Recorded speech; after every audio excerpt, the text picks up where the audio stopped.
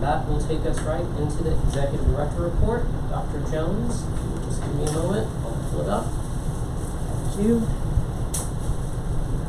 As a matter of process, is the public seeing the live feed? I think there's a 10-minute delay.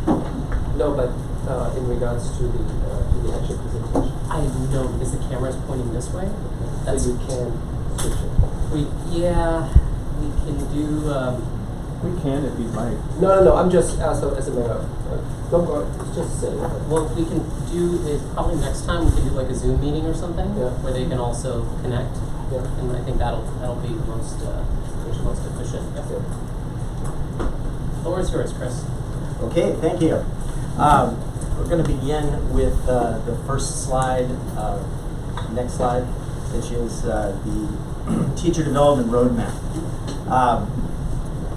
We have been asked to clarify and be sure we've codified everything with regard to what we do with development for our teachers. And so to do this, in the box, in the Dropbox, you had a series of a document that was in there that was very detailed. That it's a focus on improvement for all. That we're trying to help everyone across our organization. That we're doing continuous improvement across the organization. It relates to the evaluation cycle that teachers go through. That there is a system of supports for those teachers, and this is across all of our teachers. And in some cases, we do need to develop improvement plans with regard to teachers. So to tell us a little bit more about that, I wanted to have Casey walk us through the next 4 slides, which talk about this in more depth. Casey?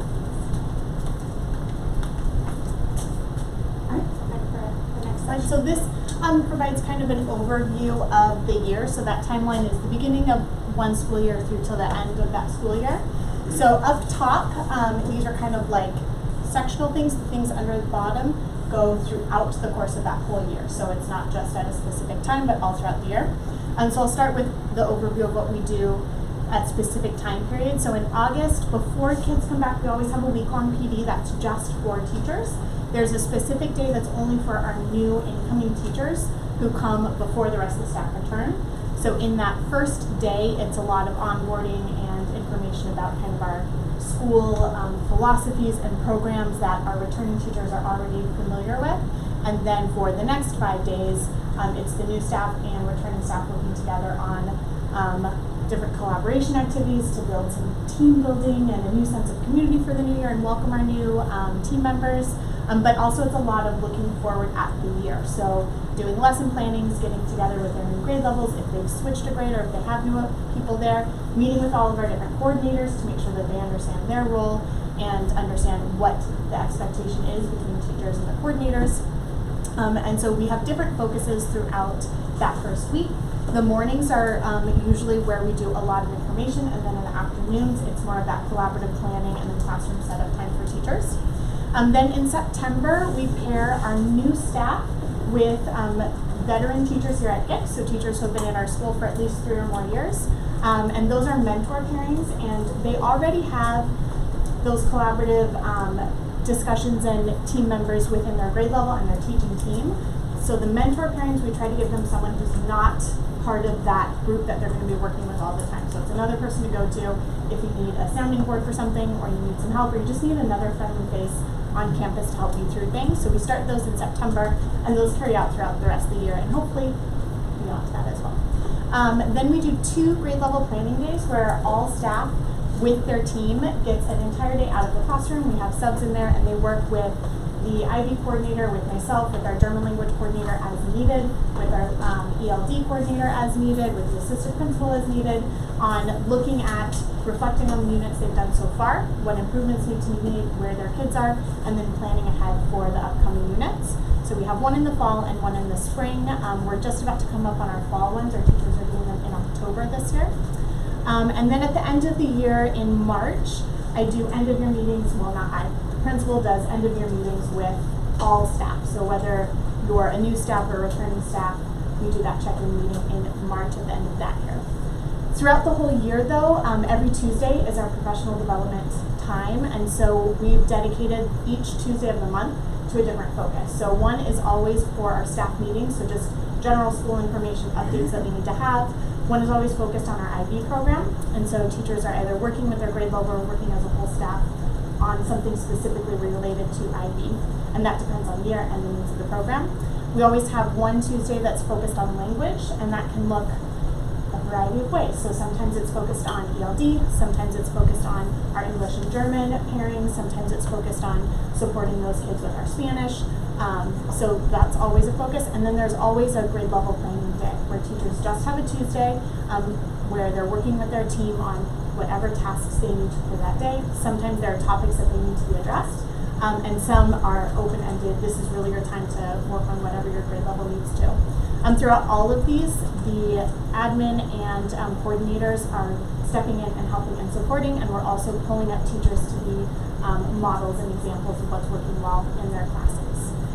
Our staff evaluation, which I'll go into a little bit more in depth in the coming slides, is a 2-year process. So the first year is more in depth than the second year, but it includes goal settings, observations, and then reflection meetings. And again, I'll go through that more in the next slide. And then as needed is the teacher improvement plan. And so this we start when going through a staff evaluation cycle. We notice, okay, there's a teacher who needs a little bit more support. It follows a similar format as the staff evaluation with goal setting, observations, and meetings, but it's more intense. So you're setting more specific goals and meeting more frequently around those goals. The observations are more consistent and frequent as well.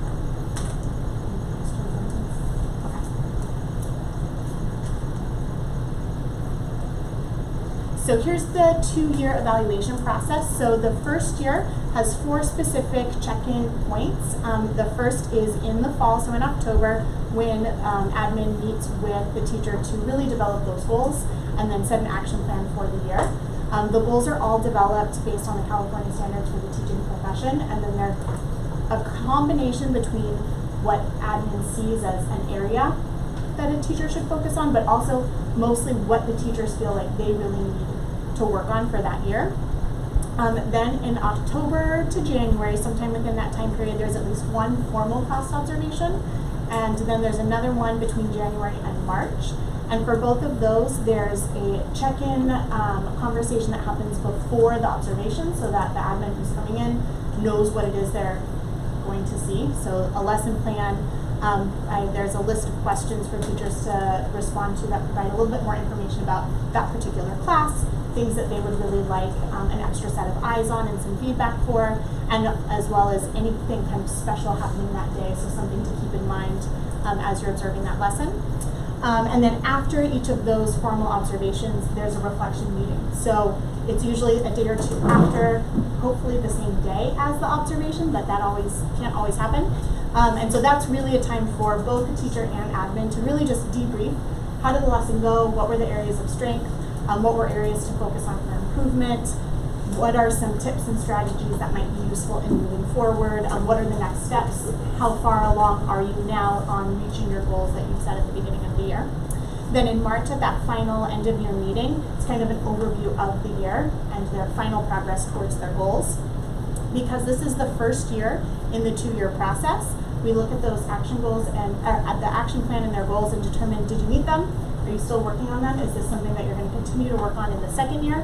Or have you accomplished these goals and you're ready to focus on some new goals for the second year of your evaluation? The second year is less intense than the first, so it still has the goal setting and the action plan, and then it has the March reflection, but it's more so focused on the goals themselves and doing informal check-ins throughout the year. In both year 1 and year 2, admin is going in informally, unannounced, to classrooms and leaving notes, talking with teachers informally, but they're getting kind of that consistent, here's my formal, I've prepared for someone to come in, but also admin is going to come in and just see what real life is like in the classroom. So all of that information works together in providing feedback. As I said, the goals are developed using the California standards for the teaching profession, and it's really focused on what is it that you want to know or be able to do as the teacher, what things do you need to be able to accomplish that?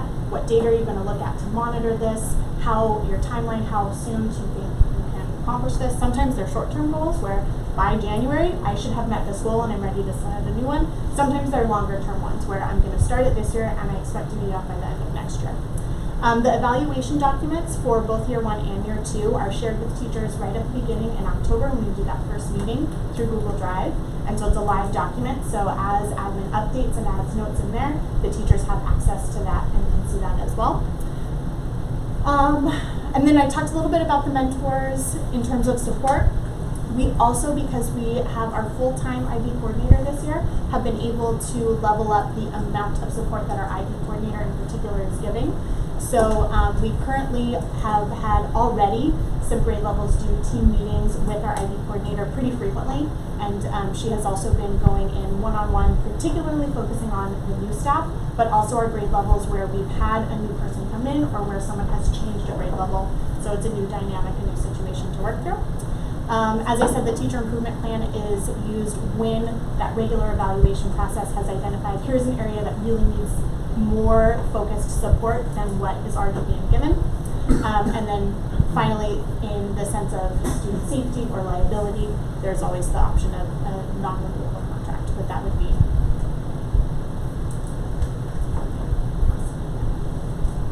Any questions for Casey on this? You will be. Can I, so regarding goals, can you give us an example of like what a goal might be? Is it based on like test performance for the students, or is it based on, you know, teacher milestones, like by X date I'm going to plan to teach these topics? It's kind of a combination of both of those things, and it depends on the teacher. So I'll give you a couple examples. One teacher's goal from last year was to implement more focused centers for a particular subject area, so that she would see progress in her student growth. Another teacher had noticed that, oh, my kids are all performing below where I want them to be at this point of the year, so my goal really is to provide extra support for these kids so that their scores improve. So it's kind of a combination of both. Are these goals tied into student outcome? You know, because what I'm seeing is development plan and there's needs for it, but it's a sensitive matter. I understand, but we measure outcome in a variety of. Yeah, is it tied into student outcome by class grade? What do you mean by class? Well, like by so the my grades of the understanding, students in a background, class? my understanding of education is based on a McKinsey report, which says find the right teachers, make them better, and deliver to all students. So if we do this in the development plan, then the outcome of all students should be better, and that's Pete's forte. So how do we measure the outcome of the individual student now over the years? Are we addressing it somewhere? Does it go into the overall performance appraisal?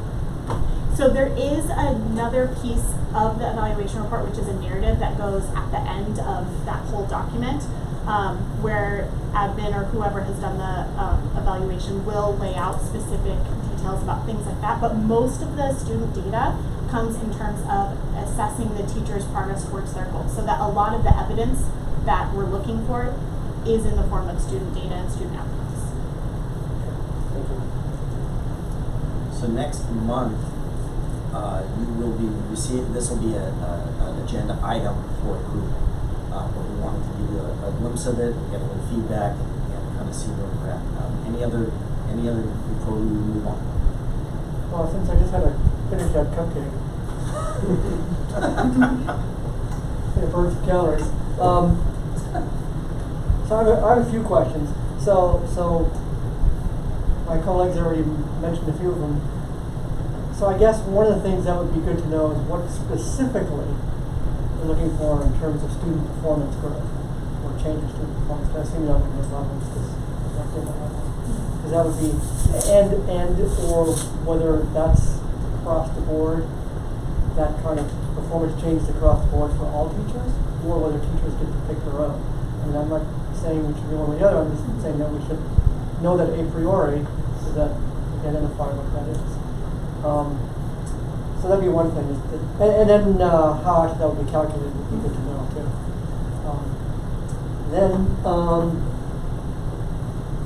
The other thing is there, so I know all the teachers write a plan for their goals, for their, I guess for a 2-year cycle. I'm not entirely sure, I think a 2-year cycle is good, but we can have that discussion some other time. But I guess what I'd like to see is that you guys develop a rubric, not a rubric, but guidelines for writing teacher goals. Because one of the things we know is that teachers, like anyone, can have a difficult writing their goals and making them meaningful. So what are their objectives? What are the obstacles to those objectives? How will we know when they're going to meet those objectives? So what are the measures? So that it's all very clear. Because I'm sure some teachers write really great ones, and some teachers don't write great ones. Some take it more seriously, some take it less. It's the nature of all of us. So if there was a framework that said, here are the points you need to hit, a template maybe, then I think it'll make it much more consistent. And later on, when you go to evaluate what the progress is towards those goals, well, if it's a 2-year cycle, that obviously there's going to be some anticipated success at the end of year 1, and it can be very easy to say, well, you had said that your goal was this, what was your progress towards this goal, and you can look at it, and there's not going to be any discussion after the fact of, oh, well, I think that was too hard. It's very clear up front, so I think that would be really helpful for everyone on your end and on the teacher's end as well. The other question is, so do you have an observation rubric that you use for the teachers?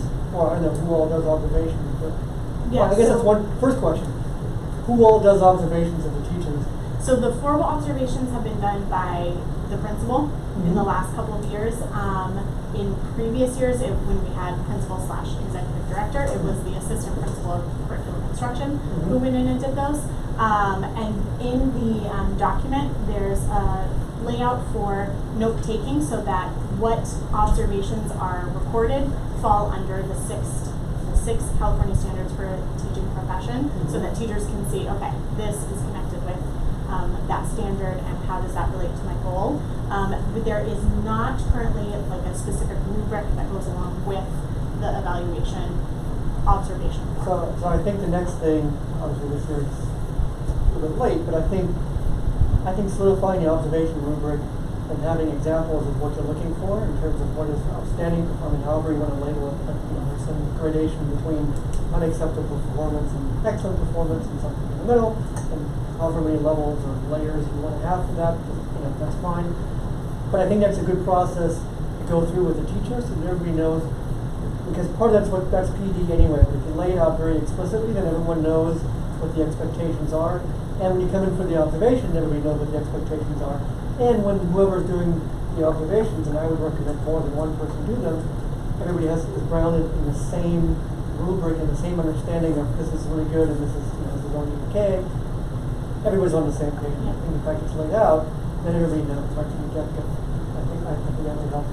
And I think along with that, I don't know what's in the. I know you have the 6 standards, and I didn't look at it, but I don't know what's specifically in there that's related to IB practices. So I think that would be, if it's in there, that's fine, or if that's a separate column that identifies, here are your traditional practices, but here we're weaving in the IB practices, what would we expect to see? Again, if it's laid out, it's probably all part of your PD at the beginning of the year anyway, but if it's documented, then again, it just reminds people to look at it. My guess is if you tell them you're coming to one, we'll go back to that in a second. Step back. Did you say you do your formal observations are announced? The formal ones are announced, but then there are informal ones that are unannounced. Yeah. So in any event, so if the formal ones are announced, my guess, like anyone, is going to bone up on what the expectations are. They're going to take a look at it, and so at least you can see the best performance. And there's no worry. You can announce or unannounce. Performance is not going to deviate that much. So good teachers are always good, and vice versa. Or good teaching, not teachers, but good teaching. All right, so I think that part is important. And I think another thing that would be very useful is to have student input about the teachers. I don't know if we have student input about the teachers, but at least from 3rd grade on, so I mean we now have more than a few grades above 3rd grade, so 3rd grade on, students actually give fairly decent responses. I mean obviously 3rd graders love their teachers more than 6th graders, but you still get some information from those. And importantly, the information you get is, so we focus a lot on the performance gaps, right? So we think about, oh, these subset of students aren't doing as well as other subset of students.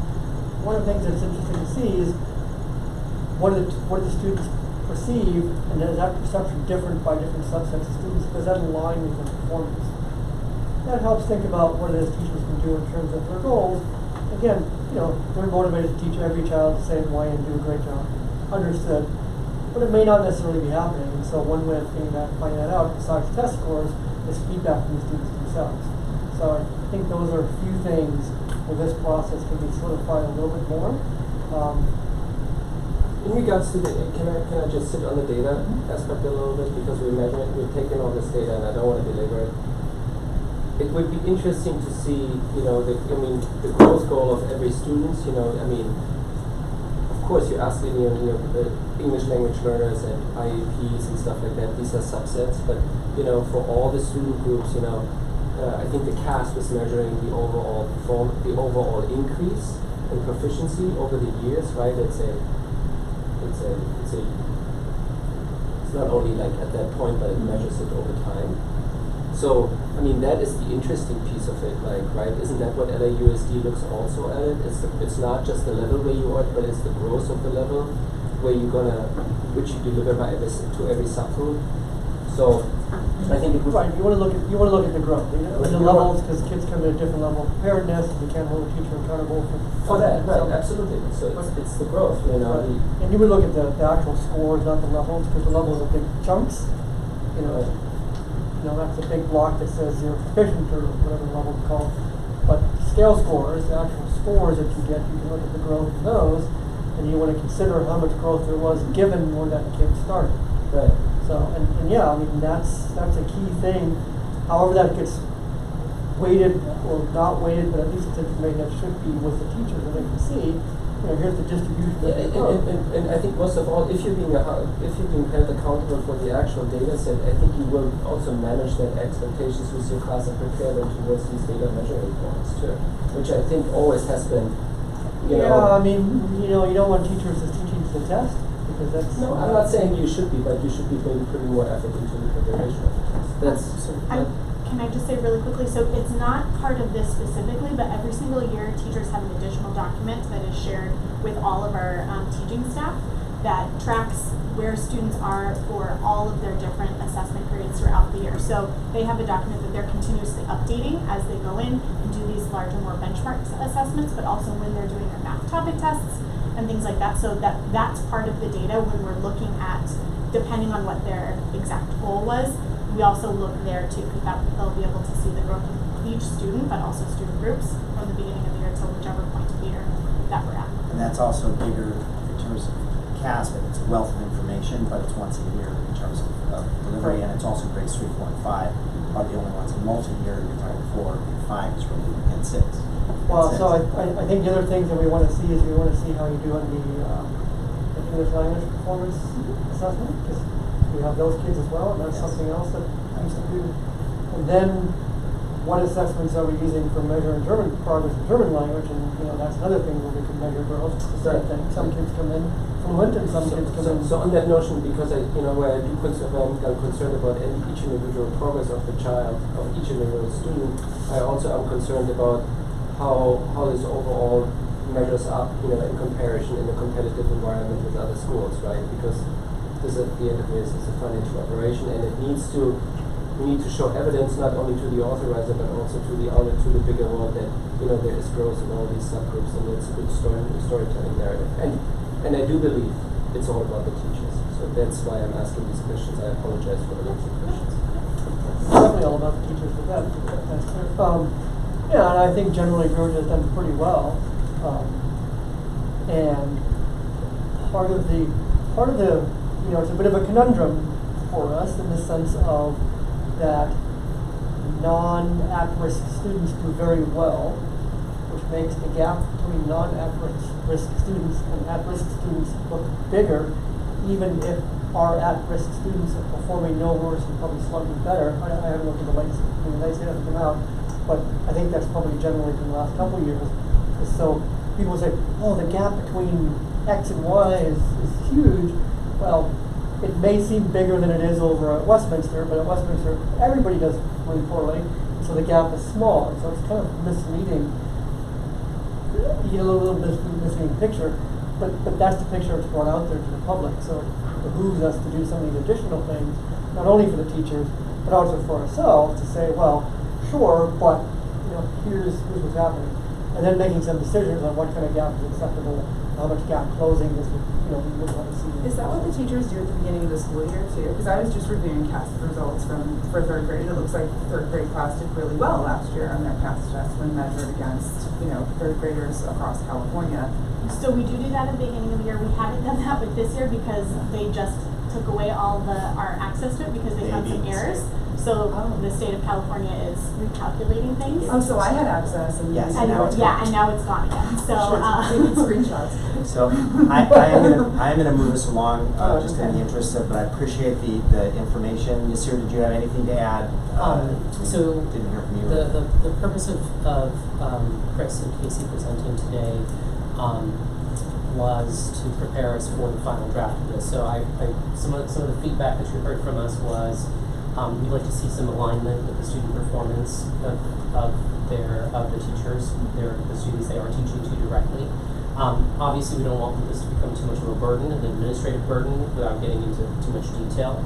But that would be a value. Alignment of goals with German instruction and IB instruction, that would be a value. I know you're following the methodology of the California Standard of Teacher Practices, but I think because we are unique, that would be interesting. I really like your methodology. I like your schedule. I get it. Can you give me an example? And I think that's what we were sort of also looking for, some examples.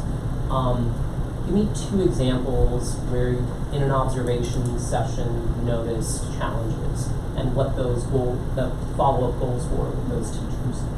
Okay, so there was one classroom I was in where I noticed that classroom management was an area where more focus was needed because there was a lot of commotion and unstructured activities happening, or lots of redirection needed from the teacher to students.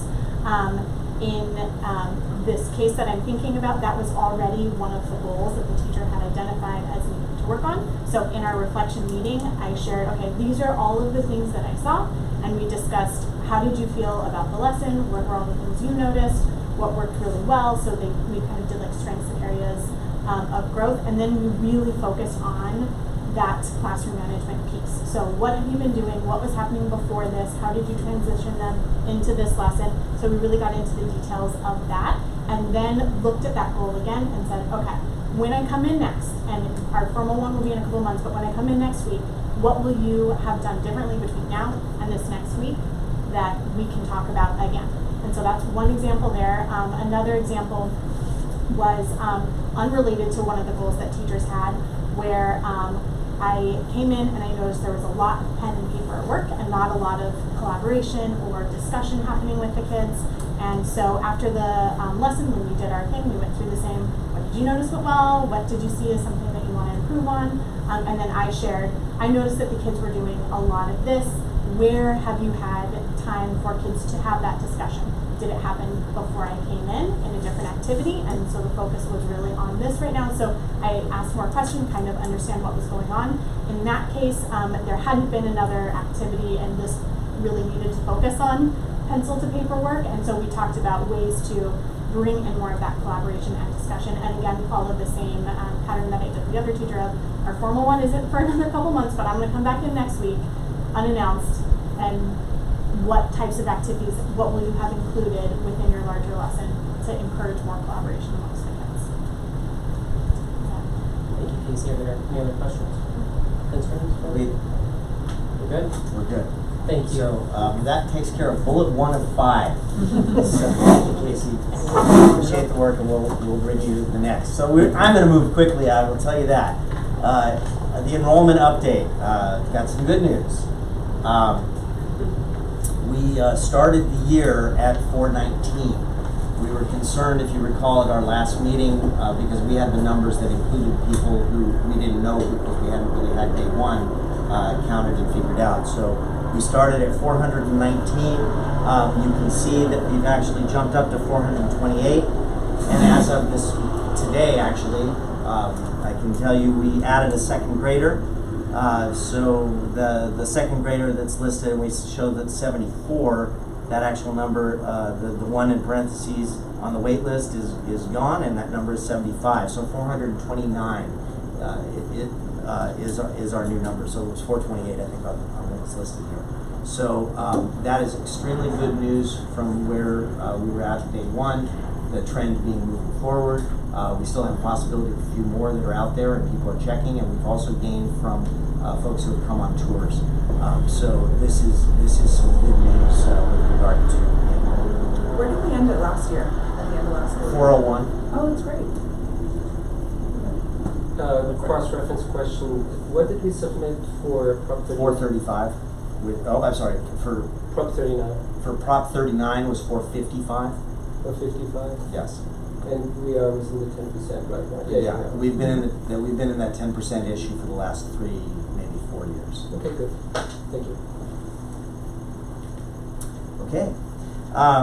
We were asked to do a review of our instruction along there. I don't want to say until we looked at processes, but I think that's that's what we want to get to, is making sure that the ballot process is simplified and very clear. Okay. And then the other comment I wanted to make is the voting right now, it's about a 4-day voting window. Mm-hmm. My recommendation would be to just kind of make it the Monday through the Friday, have it close at maybe 3 p.m. on Friday, and count it at 3:01 p.m. Right? So there's no lag of where this box was and where it went over this time. And that was exactly my thinking with doing it on a Thursday and then the be next able to day. do it on Friday. That's certainly valid. I just wanted to I'd just like to also point out that just the way we experience the election process at this organization, I've asked Chris to really challenge that as well, because there's also tools out there that you can do it online, that every family gets it, it's auditable, it's easily tracked, easily monitored. There are other schools I know that do elections, and they do it. Let's not disregard Fancy Bear. Fancy what? Fancy Bear. It's not. It's the Russian military Oh. having the elections. That's true, thank you. Did I say I'm something sure. about limited drama? But Danielle, just to further what you said, there are schools that actually do it on one day, like on campus, and that's it. Like you come, you vote, that's it. And so Yeah. anyway, explore it. I'm just you trying know. to, like, I was reading the valet process too, like parents really can't come on campus and give their vote Oh, yeah, right now, yeah, and yeah. like the red folders and the thing, and so I'm just trying to give people more opportunity and time Yeah. to get their vote in. And I think the one thing I think I could for sure say is I don't intend to involve red folders, because that seems very distributed and not controlled. So whatever we figure out, it won't probably involve that. Are we going to be concerned about having sufficient participation? I think we'll have great participation. I If I can just Even though with the drama last year, the participation was less than 50%. How was that great? I think that might have been part of the issue. Well, Let me just that's share. optimistic. The year prior, we had 29 votes, so last year we had a very good participation rate compared to the year prior. okay, so it was less bad, I would say. It was less bad. That's why I feel like a week, it feels like. No, we definitely need cover to vote sticker button. That's right. Yeah. Yeah. All good points. Should we move on? Yes, please. All right, thank you, Chris. And with that, we are going to move on to the Finance Committee report. Frank and Bud, is that right? Tate, sorry. Yeah.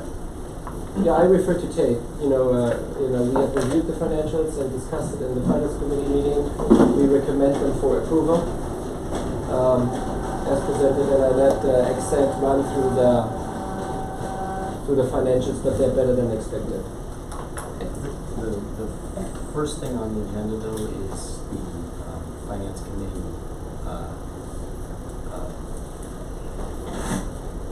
No, numbers. That's number 3. Oh, I'm sorry. Yeah. My Right bad. now, we're approving the fiscal year 18-19 unaudited actuals report. Would you mind if I do number 1 and number 2 together, and then you Yep, vote go on them for it. separately? Because I think Yes. they go hand in hand. So the documents that I shared with everyone, you have the normal financial dashboard that I think Ryan brings every month. You have another document that is provides a side-by-side that shows the budget, the current forecast and the prior month forecast.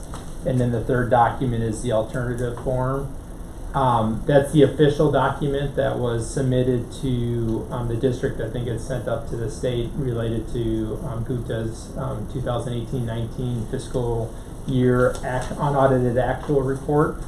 All the documents have the same information, so I'll talk about the financial dashboard because I think that's what you're used to seeing, and then I'll make some connections to the changes from the previous forecast that Ryan provided. So on the dashboard, in terms of enrollment, Chris mentioned you ended the year at 401 students, which was 11 less than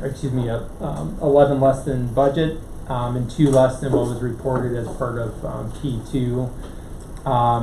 Throughout the year, you had much stronger attendance, a higher attendance rate than what you had budgeted, but your average daily attendance was slightly below what you had budgeted.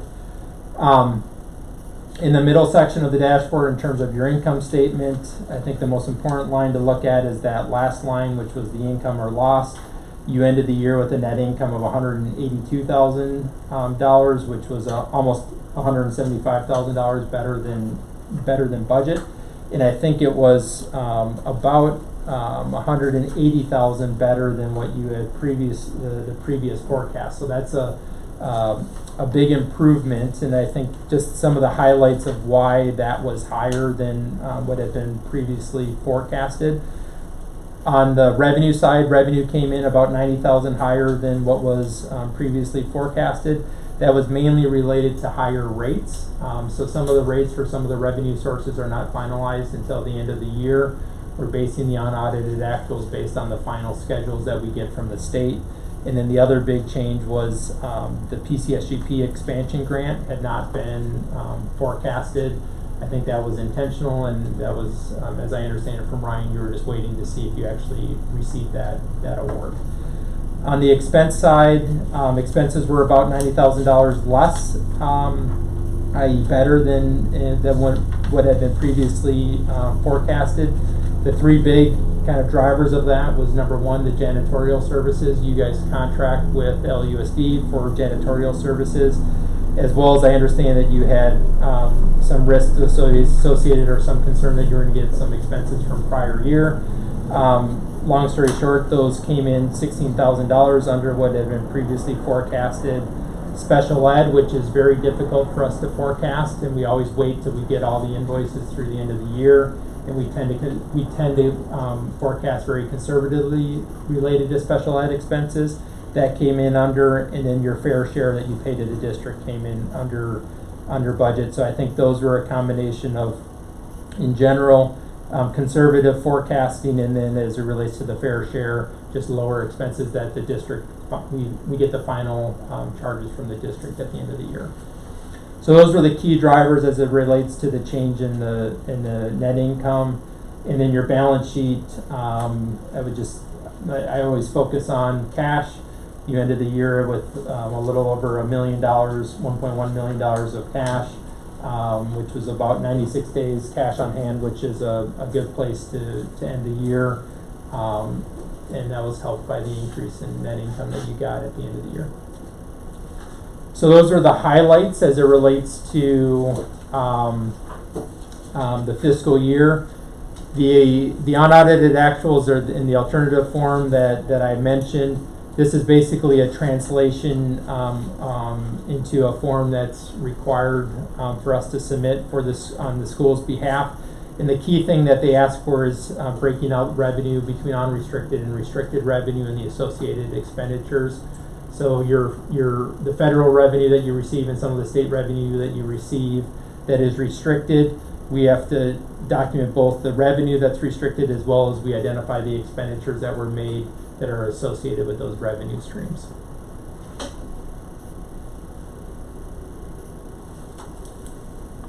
All right. Do I have a motion to approve the fiscal year 18-19 unaudited actual report? I motion. Second? All in favor? Well, yeah, okay, good. All right, approval of the June 2019 financials. Do I have a motion? Do you want to review the check register? Yeah, I thank you, motion. Frank. Yeah. Please review the check register before, but I motion and we get a second and then please review before voting.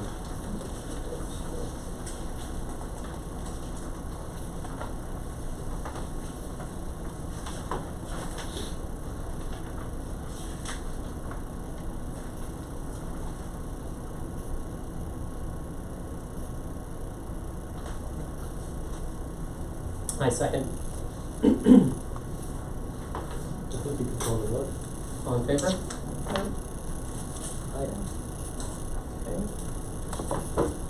Thank you. Thank you, Tate. Thank you, Frank. All right, moving on to item 3, appointment of finance committee members.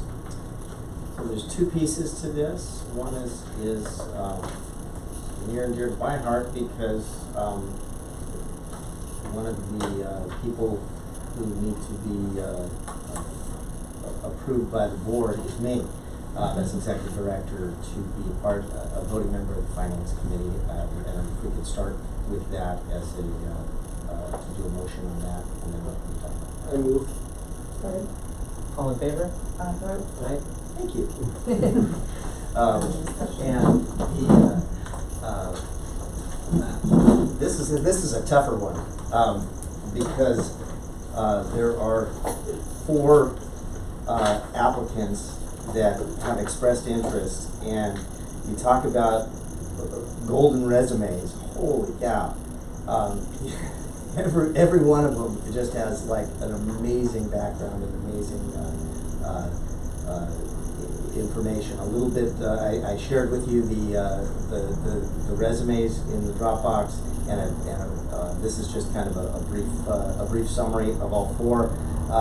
There were 3 initially. If you noticed, I added one that came in over the weekend. And they are done in the order of submittal. Maybe a discussion about areas of expertise that may be more helpful than others. But really high quality folks. I did have managed to have a conversation with each one of them, and I can say any one of these 4 would be great additions to the committee. They all understood the amount of time that would be required, and just have an interest in helping out. No one was, it was clear from all 4 that they would be, they understand that not everyone is going to be selected, and would be willing to help in other ways if they were not selected. Monica, the one who is at top, she did actually kind of pull her name back and say that she'd only be as a kind of a backup. That when she originally put it in, she felt she had more time and has a little less time right now. So really kind of looking at the bottom of it. Do you have a recommendation? Of the areas that I think are important, I think one that stands out for me is real estate background, and not specific to the finance committee, but I think thinking about facilities and where we might go down the road, that might be an area that would be helpful. But like I said, I would be happy with the selection of any of the 3 people. And we're only choosing one? We're only choosing one. And then did any of them express interest in being the parent rep? By any means? That's a whole different Is back thing. burner one of those? And understand especially with regard to the parent rep for the board and as well, I am not encouraging Right. nor am I discouraging anyone from participating No, in for you, that.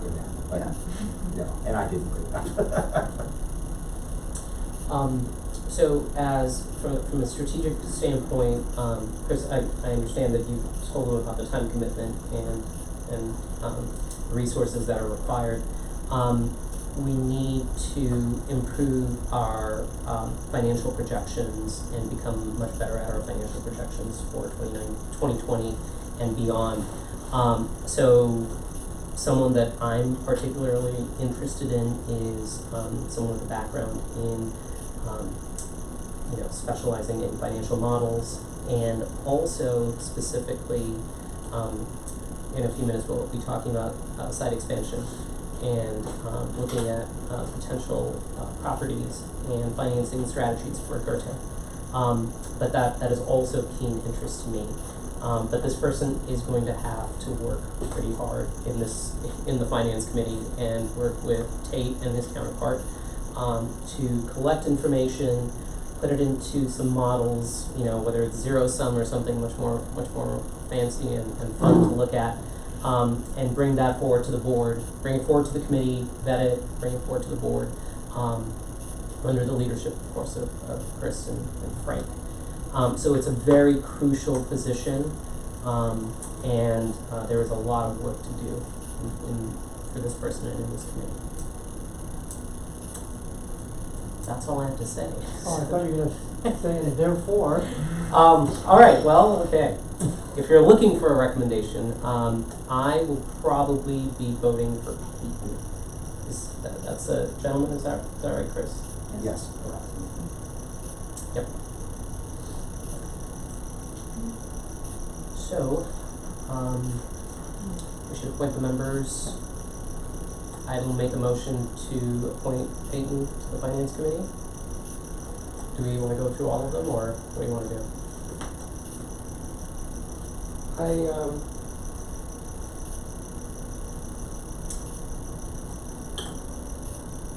So what you have interviewed everybody, Dr. Jones. Who struck you as a collaborative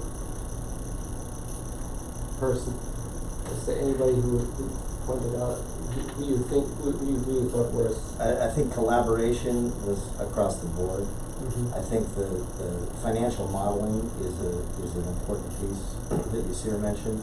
I saw the strength on that one from both Peyton and Joe in terms of financial modeling. I think the kind of problem solving and good question techniques, I think I saw from Andy. But again, I was not interviewing them to interview them. I was telling them about what the time commitments were and getting a feel for how they felt about the organization and what their history was with the organization, those kind of questions. Is Peyton, so he is commercial real estate? Yes.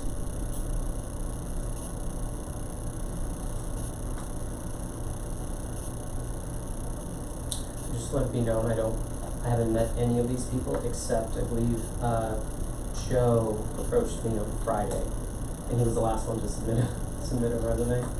That's okay. Yeah. So. I've had all three kids. Yeah, I can't pass judgment, to be honest. I would say Joe's resume stands out too, though, a lot because, I understand the real estate portion, but his focus is on organizational strategy and profit growth. Mm-hmm. So for us, growth is critical. I would say less than the real estate piece, just in my opinion. If we're looking to, model our school in a way that we're profitable year over year. But they both have fantastic qualifications and education background. Well, he's one is a CFO controller, so he understands the modeling.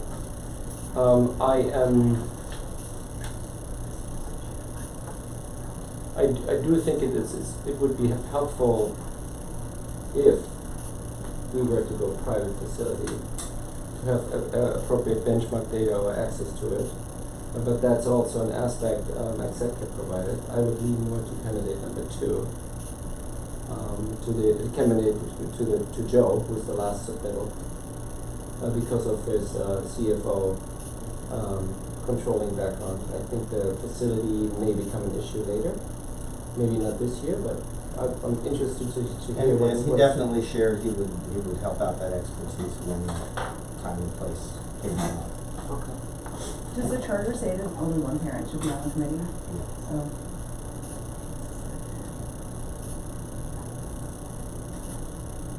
both went to prestigious universities for their master degrees, Columbia and UNC. It's just unbelievable. Well, We're not we even- don't want to get carried away about prestige. I didn't say which one. I'm You very, know, household names, let's put it this way. That's right. And some people will pay big dollars to get into some of these schools. I know, but, All right, so it sounds like we're down to 2 candidates, so why don't we Just take a vote? All in favor of Joe Franco as the parent candidate for Finance Committee? All right. All in favor of Peyton? All right, Joe it is. thank you, Mr. Jones. thank you.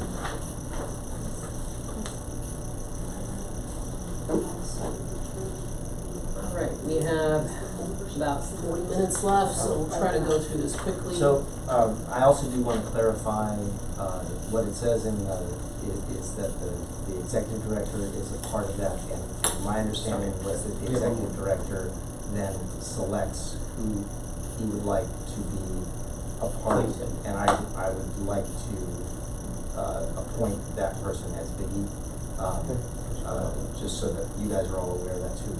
I've talked with our administrative team, and everyone was in favor of that, so I'm comfortable moving forward with that as well. And then just one point of information, because I think the input Casey and Scott are providing is always in regards to the staffing of the educational when it comes to being creative, and you have access. Then the finance committee would have access to that knowledge, because it's critical that we get because we're slicing the cake quite significantly sometimes when it comes to the IAs, and it requires a lot of creativity to staff. Yeah, we would have access to that. Absolutely, Okay, good. and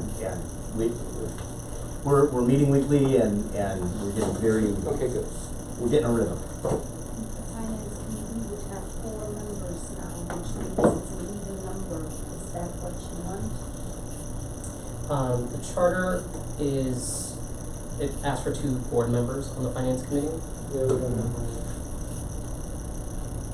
I'm okay if it's an uneven number. I mean, unless you guys get to a point where it's a log jam, Well, I don't think so. Maybe. I think the finance committee doesn't make policy; it just issues recommendation anyway. So the recommendation could be a split decision, or not a recommendation. So for now, we would table that other board member Yeah. position, so we don't until further notice. burden our few board members at the moment with Yeah. more stuff to do. Unless you want to join Unless the somebody finance wants to. committee. Yeah, all right. Okay. Our numbers. All right, we will then move on to item C, site expansion funding strategy. I need that. You did? Oh, thank you. All right, I will try to go a little bit faster so we can catch up on some time.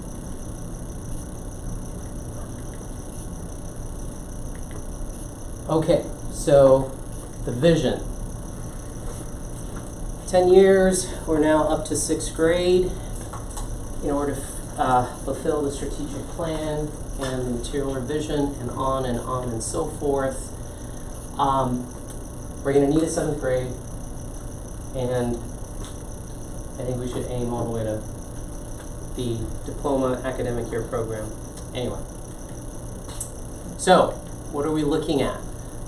We are looking at site location. We're going to be exploring funding options, and we're going to be developing through phases. We're going to be using Prop 39 as a backup through all of those. Okay? So here is the California Department of Education's recommendation on the amount of square footage per student that we need for elementary students, middle years, and high school. Those are a little low. They're on the low end. Primary is really 55 to 65, middle years is 75 to 85, and then high school is 85 to 100 plus. The west side, that's the average rent per square foot, 425 per square feet. That's commercial real estate. All right, how do we get there? So Dr. Jones and I have been talking to our network and a few professionals who specialize in this area. Chris, you've been talking to Red Hook, who helped finance Ocean Charter, Yes. And I've been talking to a group called Stifle, and they have done some schools in the inner city and out in Palmdale and Larchmont. And so we're looking at two options. Tax exempt bonds, which would require capital investment, new construction. It would mean 100% financing. We would get low interest rates because it's not conventional lending. And then something called SB 740. That's through the state of California, where we would be getting approximately $1,150 per student. What that really means is $1,147 per student plus all the money that we're spending on Prop 39. That would be ultimately what our max rent would be. Some caveats with SB 740.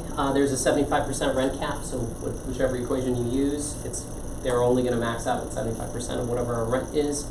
There is a requirement that our school the elementary school in our area is in the 55% of the free and reduced lunch program, or wherever we get our building, it's in the same area, potentially preferential enrollment. So children in the community would actually get preferential enrollment into the organization.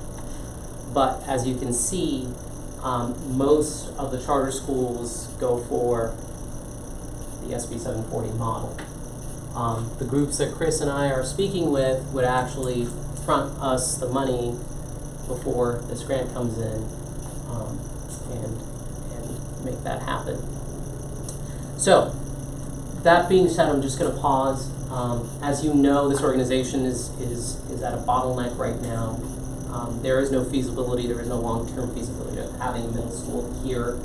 Most likely by 7th grade, they're going to give us another space, another school, most likely a high school in the local area if we're lucky. But nothing is guaranteed. And this program really can't expand unless we have the facilities to offer the enrollment that we know we can. So, what does that mean? 3 months. That's what is being promised. I would say that's probably closer to 6, if everything lines up and we found a location. Okay. Where did you get that 3-month number? Because that ain't the people I'm talking to said it all. That was Stifle. That was the tax exempt bonds. That's the process of getting the tax exempt bond approved. Approved, correct. But The funding is going to be a year. the tax exempt promise, we had, so a couple of comments. Okay. I would challenge the notion that Prop 39 is just a backup. We have been down to the path of finding a private facility in an elevated real estate market on the west side before. We have not been successful. We have made some major mistakes in it, of which I was part of. I think private facility is a challenge. I think Prop 39 should not be a backup. Prop 39 should be our priority until we find a different solution. So let me just clarify. When I say backup, it's going to be every year we're doing Prop 39. Okay, good. So. Then we have clarified that. Yep. I think the other general statement was made is that staying on this campus doesn't have any longevity. I think I want to hear a little bit more about that. I think there is a possibility on this campus to actually coexist with some expansion, with some efforts. But I think the economy is coming down, may open up some space. But these are just observations. So to further your observation, or comments regarding your I'm not talking about a super campus. I'm not talking about one place that we can house, 2,000-3,000 kids. This slide's supposed to imply all roads lead to success. Mm-hmm. Okay, so there could be 2 Prop 39 sites and one could be leased, or there could be 1 Prop 39 site and one is leased. There could be brand new campus. Ocean is paying $40 million for their brand new facility. That was mostly led by a grant that was funneled to them from LAUSD, and their private fundraising, and also SB 740. So the vision can be different. It can be whatever we want it to. I think the goal, whether it's we have another campus here or another place, we need to keep our eye on the prize. And we need to open the 7th grade program, we need to open the 8th grade program in the next 2 to 3 years, definitively. I'm uncertain if Marina Del Rey Middle School is that place, but we need to have all our backups and contingencies lined up and ready to go. From a standpoint of funding, I mean, SB 740 is the way to go. That is the least risk option, but the options are open, and that's what we're here to do this year, is to develop this plan and start making the right steps to move this forward. So, just one point of caution, because we have been down that road a couple of times. The real restriction is the certificate of occupancy for the building on the west side. That means having an E-certificate. These buildings do not exist. Right. Based on our renovation. last research. Right. That is the key restriction. Everything has to do with traffic. And we've gone down that past, we've gone down that road in the past where there was going through all these processes. At the end of the day, it is probably likely going to be a CEQA environmental impact review process, and others are, and that is a 5 to 10 year process. It is just not. It is just very, very complicated, and it is a very. It needs a lot of political. So, if I can, I totally agree with you. Yeah, I like 3 months ago. that one threw me. It is a long-term process, and what I'm trying to look for is let's think big. Right. Let's think about where we want to get to, cannot agree more. and let's not block out any possibilities of what it could be. Definitely, in my view, Prop 39 it is our first line right in this moment, because that's what we have. But if we don't get started in this process, then we'll never get to an opportunity to see what's really out there. Absolutely. I know that the people that I talk to, they're discussing a variety of different ways and how leases might work, or how they can purchase a building and be our landlord, or those kind of things. But and that they'll do that work up front, pro bono, and these are people. This is all they do, is deal with charter schools and facilities. And who is that? That's Red Hook. That's Red Hook. You're Yeah. familiar with? Yeah, I mean this is, expensive area. I mean, Red Hook. We have other folks within X that are more of an expert in this area than I am. But I mean, Red Hook is a player that charter schools can turn to, because they provide a lot of the financing up front. But Agassiz. Agassiz is another one. But there's those costs. You're coming back to paying those costs. Yeah, but the whole thing is just like it's a zero kind mortgage principle. You're just gonna, Yeah, they just build it into the lease payments that you're going to pay back over Yeah, time, sure. and so it's just important that you're looking at that model, so you're getting into a facility that's affordable. I mean, this is a big decision for any organization, and I would say you have two factors that you're playing with. And I apologize, I'm not as close to all the details, but I can speak to other schools that that are opening a middle school, and that's like, and I assume you're hearing there's demand from your parents, but in some of those other schools they've heard there's demand for their parents, but then what turns out to be the case is that what the parents wanted is the parents wanted an option. They want an option that I can choose the Guta's middle school program, but I'm also going to look at other options, and that continuity doesn't always exist from your existing parent population. And then you're doing that. And the second big thing is you're talking about a facility that, unlike Prop 39, it's going to be expensive, and if you get that wrong, that's something that you're going to live with from a financial perspective, that could impact your program. So for 1,300 students, it's about 100,000 square feet. 75, give or take. 1,300. 1,300. That's like every class, every grade, 100. So- 3 sections. So, 3 to 4. again, so we have to wrap this up because Yeah, sure, it's sure. it's just an update. This is the introduction to this is the starting of the discussion. Had Um, one meeting. Right after. Okay, I'm sorry. Right. So this slide is the most important, which is there's lots of different roads. Okay. There are charter schools. Larchmont owns is in a Prop 39 facility, and they've leased another space, and I think they've leased 2 spaces. Yeah. So it's about finding the right space, finding what works for Goethe with as little risk as possible, but putting these things in motion immediately. Thank you, Tate, for your comment as far as risk. I think we're all aware of the risk. The organization's already taken some in the past, so we are definitely averse to it. But we also want a program that's going to go all the way to 12th grade, and I think that's what this. It's about a $40 to $45 million project for that kind of amount, just ballparking it, which conservatively financed requires a $10 million down payment. Conservatively. Potentially, but we're not opening. We're not in opening my 6th head. grades. We're not opening 7 through 12 next year.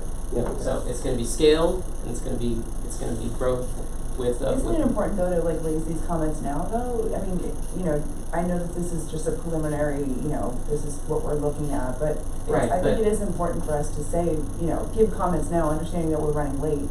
But, it is important for us to communicate these concerns early, right? Oh, absolutely. Okay. Yes, but I'll also keep. What I'm talking about right now is not opening a school of 2,000 kids. It's immediately. We have 20 kids in 6th grade. We're going to have potentially 20 kids in 7th grade. So it's going to be step by step. So it's a different discussion, but whether a K-12 school is even something that you want to have is one thing. I would say no. Well, I don't know, that aside. But I think the other thing, maybe even more important than that, is in deciding where you want to be, we need to decide what is our purpose for this. Is it to continue to serve the students in this area and remain convenient for parents in this area? Or are we trying to maintain the Goethe model wherever that happens to be, and it will constitute itself someplace else? So that leads me to question, where's the big red circle going to where are acceptable areas to put this? Because obviously that broadens or narrows very much what you can do outside the Prop 39. Correct. And so that's what we're going to get into this year, is having those conversations about. Absolutely, and I think it's proper to start. Yep. I just wanted to be a little bit more political. Oh, no, it's okay. No, I think it's because you know it more than the rest of us. I only came in at the tail end when after it was over. And It was a bloodbath. yeah, It was not pretty. Can I clarify one thing on one of your slides? You're positioning the bond financing versus SB 740 as a either or, and it's not really. No, we would be doing SB 740. I mean, if we'd have to figure out a structure to do SB 740, and we'd have to find someone to own the land, et cetera, et cetera. Okay. So it's the point about it is there's 2 major conventions in doing it. Absolutely. If we were a private school, we'd probably do it one way. Yeah, but we talked to the Royal Bank of Canada at one point in time, and the Yep. process is more than 3 months. No, the process to just get the figures and start. Yeah. Just to get the actual note issue. Exactly. It's longer than 3 months. Right. But you're framing the stifle as like acquiring a building. Is that the way you're? But even if you acquire the building, you can still do SB 740. Oh, I know. Okay. I understand. That's Yeah. what I just wanted to make sure. Yeah, yeah. Okay. But if we wanted to acquire the building and not be limited to 75% and Yeah, I mean, lunch I- program and things like that. No, I It's think conversations that we haven't seen any client that No. leases something that doesn't take advantage of the SB 740, like Yeah. you're that. It's not gonna work. And this part of town, I don't know how you would make that financially work. Yeah. Unless you get a big donor who's giving. Yeah, a okay, discount. sorry, I apologize. If you get someone to An give you angel a lot investor, right? of money. All right, So so- next time you just. we got to keep going. We're a little bit behind. So next steps is We're going to continue to have follow-up meetings with vendors. We're most likely going to bring a few of these guys to the board. We're going to start looking at evaluation of potential locations, funding evaluations, and get more into development phases. Okay? All right. Thank you. And that will take us to...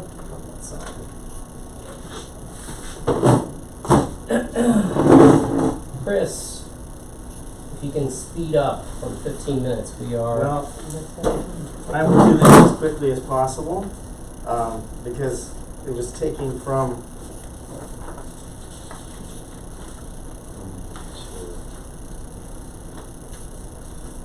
just sharing. I did have this in the Dropbox, but this was what I was sifting through to get this information. And so rather than show you every one of these slides, I give you a one-pager. And it's not particularly pretty, but it's just the information. And if I can just go over kind of the main points, you can kind of see numbers 1 through 15, other than number 1, which is really just what the survey was about and who gave the survey. But there were certain things that just kind of stood out to me as I was sifting through all this information. It was good information. I'm really glad I spent the time reading through every single one of them. But the things that really stood out, I'm going to jump to the bottom. You can read through the things, and I just highlighted, I bolded some things just so it's easier to read through. Areas of strength, I felt it really came through that there was connectedness for students, and that student-teacher interaction was very positive. There was a sense of belonging for students and for parents that was largely came through. That our staff was optimistic, and this was, by the way, this was taken in May of last year. I'm not going to say that was the high point of our existence here. But there was a sense of optimism from the staff that came through pretty loud and clear, and that students, it didn't trickle down to them. They enjoy school. That's a pretty cool thing. But there were certainly potential areas for improvement, and the ones that I drew a lot from what the parent comments were, and that's what took a long time to get through, reading through those. The raw data, by the way, is also in the Dropbox. You're welcome to dig through it. Communication, and it came through in 2 different ways. One is home to school communication, which I think is on administration and figuring out what's the best way of communicating. But also classroom level curriculum communication and what's happening in the classroom, that came through, and I also going to say that that's come through in comments that I've had from various parents, just making a point of saying, we'd really like to know more about what's happening academically in the classroom, and that teachers sharing that as part of what's going on. We definitely had some comments that were specific about improved board relations and interrelations. So that point was well taken. And support for students asking for help. There were a couple things that I thought we could improve on. The percentages where students feel comfortable, or parents' perception of students feeling comfortable about asking for help, like with bullying or something like that. I think we could improve those numbers. Childcare certainly came through as important for over half of our parents. That's really a driving force and something we should be thinking about as we move forward. Improving evaluation and professional development process. We've heard a little bit about that, and we'll be fine-tuning that a little bit more and bringing that back next month. Inclusiveness for all parents, and this came through in some of the comments and some of the different pieces, but I think that there was kind of a sense of a certain amount of clickiness among parents and a certain amount of not everyone feeling as welcome as they might. And I think that's important for us to realize that people are feeling that way. This was parents feeling that way, so I don't think it was trickling down so much to the kids. But parents are a very important part of our community, and we want to be doing everything that we can to be as inclusive as possible across all of our committees, organizations, administration, teachers, parents, just in general. That being said, I could not be happier with the opening of school this year. We're a month in, and there is I was here last spring. There's a palpable difference on this campus. There is an optimism that exists on this campus right now that I think is not fully reflected in this, that it's only a month. We're just starting in the year, but I think I just want the board to know that I think we're already moving in the right direction on a lot of these things, and there's some things we need to consider closely as we move forward. And that's my presentation. Thank you. No comment. Kate? Maybe next time before we administer this question first. How was the survey administered? I don't know. I didn't administer it. Any? No? Is it like a survey monkey, or is it just paper and pencil? No, Or? Google form Google that form, was okay. sent out to them. Same difference. Okay, so next time, before we send it out, we're gonna take a look at the questions and. Yeah, it's about the right scaling of the questions and how they're phrased and whether you're measuring what you're measuring, what you're supposed to measure. It was a survey that was given to us as one of two options with regard to making LCAP legitimate. So we may not be able to fine tune it as much as we would like. Yeah, that's not my understanding of that, but, I mean, I know districts that use my survey, so, not to say that mine's better, but it is.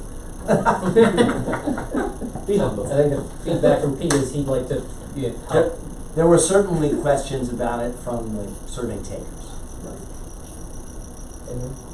I think these are really remarkable results considering when the survey was administered last May and there was, some discord on campus. I also kind of wanted to personally comment on the one area of strength, sense of belonging for students and parents. Today I was on a 4th grade field trip, and that's when I said to actually Dr. Jones when I came in, I was like, wow, every parent should go on a field trip during annual giving to really get the scope of what these teachers do for these students, because it is phenomenal. I'm drained from that experience, but I loved it and it was great.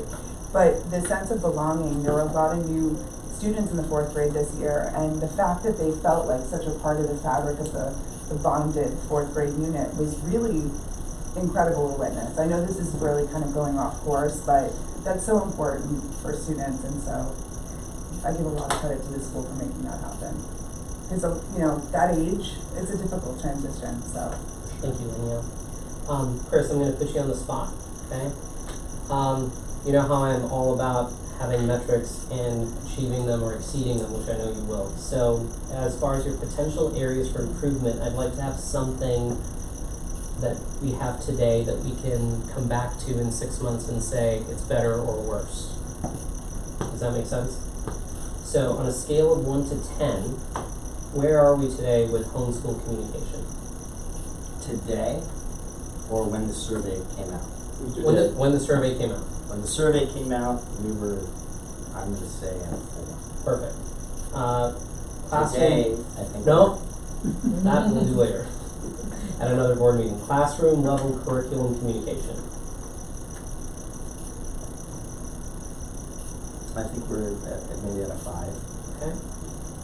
Board relations. At the time this happened, 2. Okay. What? I could say 9, 9.5. Now, I was gonna say, what is Chris, that that? hurt. You can't lowball this. You know what I mean? That was a gift.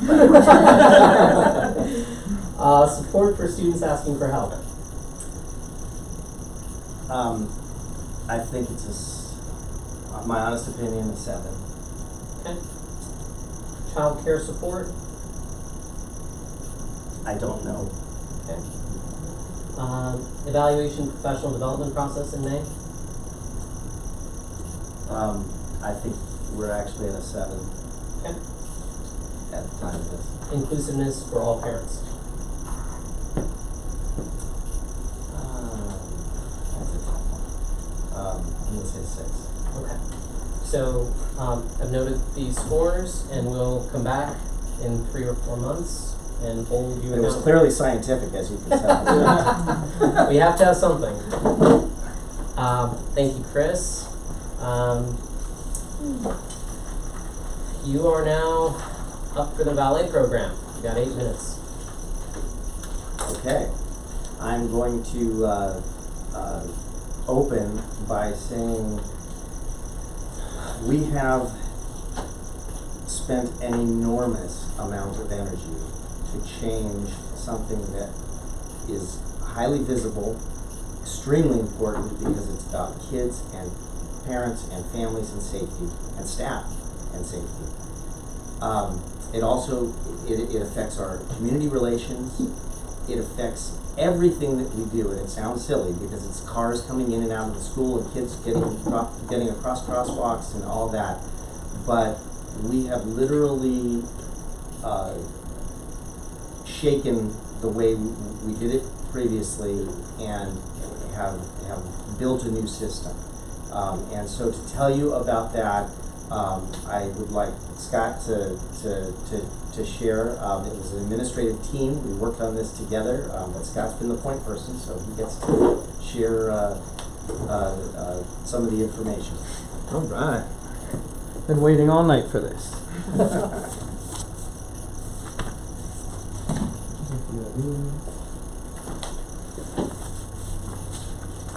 I'll start off by saying that Officer Hendricks is the school police officer, and he.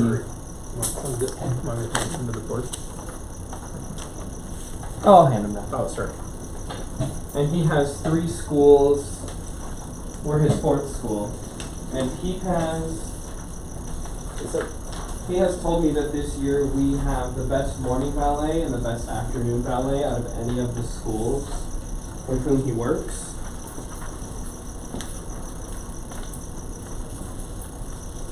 So what Yasir has up is the student handbook, but I really want to focus on these 2 documents. And we'll start with this map, this beautiful map. So not much has changed in terms of the ballet line, but I do want to point out some critical things that we upgraded. So the first thing we did was we got more cones, 20 more cones. Why is that important? Because people were cutting in or trying to cut in at Havelock and trying to cut in at Allen here at the bottom. So what we've done is we've made it literally impossible for those cars to cut in, impossible for conflicts to arise. We've gotten signs. We have crosswalk signs. We have signs reminding people to pull all the way forward in ballet. We have signs reminding people to go slowly. We have reserved parking signs down here for those who purchased yellow spots.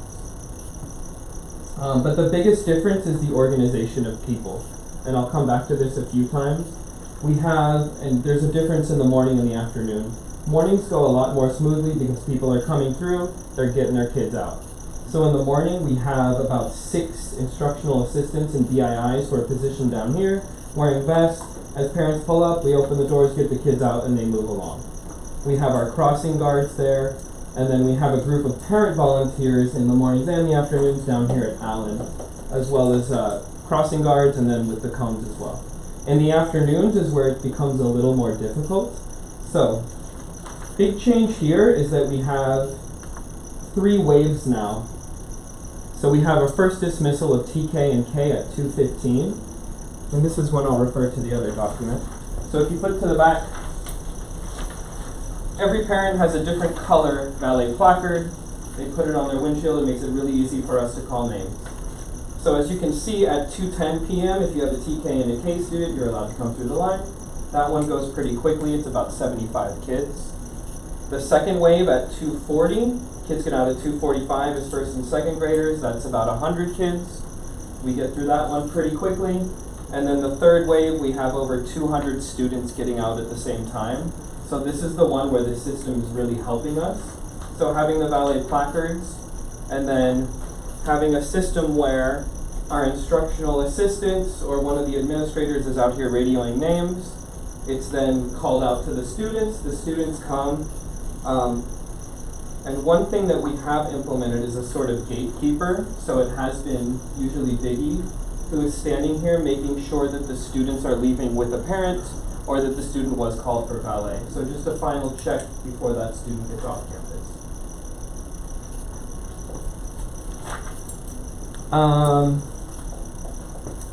I think I've talked about all my points. So I'll just end by saying it's been a team effort. Administrators are all out there now. Mornings and afternoons, we have more presence. Our IAs and our BIIs have really built this camaraderie amongst each other, where we're working as a unit and we're filling in the gaps, and we all know our roles, and it's functioning much better than it has been. Our parent volunteers, there's a strong group of committed parents led by Marlene Trigg, who are out there every single morning and every single afternoon. And then our parents, for their shared partnership and their interest in making this as smooth as possible. Thank you, Scott. Sure. Frank? No comment. Pete? Good. Danielle? I just had one question. When I was reading this Word document about parents being on campus and that parents are no longer allowed to go on campus past the first bungalow, right? So is that the first? So there's been we did not have the grass for the last, 6 weeks. Yeah. So the whole first opening 4 weeks of school, we had no grass area, which changed the entire way we did our dismissal. So it was a little bit chaotic since parents usually stand over here by the small field where our students are lined up. Our students were lined up over here at the tennis Yeah. courts. Yeah. So we had this weird crossover between our parents hanging out at the blue tables and kids that needed to go from here all the way to valet. So that was another system that we had in place, where Casey was standing over here, escorting kids over here and then out to valet. So now that we're back on the grass area, today was our first day with the grass again, thank goodness. I think it was much smoother. So kids are lining up there also in the morning, or kids are lining up on the blacktop? In the morning, they're lining up. Oh, okay. Because that's my one thing I was referring to, where Yeah. it says that after the first week of school, TK and kindergarten students, their parents are allowed to walk past the bungalows only Yeah. for the first week of school, but then after that, no The more. reason we put that there is because in the mornings there are a lot of parents who have separation anxiety, and it's really hard to let go of their students, and they're hanging out outside the classroom, they're Okay. peering in the windows and the doors. Oh. So it's not the other way around. No. The kids with the No, the separation kids are anxiety. usually Oh, fine. okay. Yeah. That's what No. that's where I was going with it. Sometimes on Mondays it's harder for a kid to get dropped off That's at true, school. and we know Mondays who are those hard for kids are, and Yeah. we make sure to support them. But we Yeah. also know who our parents are, and we're Right. making sure to support them. Okay, I get it. So I'd just like to add something. So I mentioned this to Scott and the administrators last May, and my immediate concern, many of you may not know, but ballet programs present a huge liability to the school. And I was on the site one time, and I saw parents parking their cars and teachers just, high-fiving kids as they came out, not being escorted. Kindergartners and first graders, like, on the sidewalk without being escorted. So I told Scott about it, and I'm just so impressed by what you guys have done already. And I want to give you an anecdote. So I was on campus last week, and my son was helping someone move the cones, and there was no traffic. It was like 3:30 or something, and I was waiting for him across the street to cross back into my car. And 3 separate adults screamed at him, even though he's a 5th grader, to say, "What are you doing? Don't cross the street. Where's your parent?" Finally. But Been waiting for that. But it's working, so thank you, and our students thank you, Scott. It's our people, it's everyone. And your team. All right, Chris, we're a little bit over, so school communication strategy. Okay.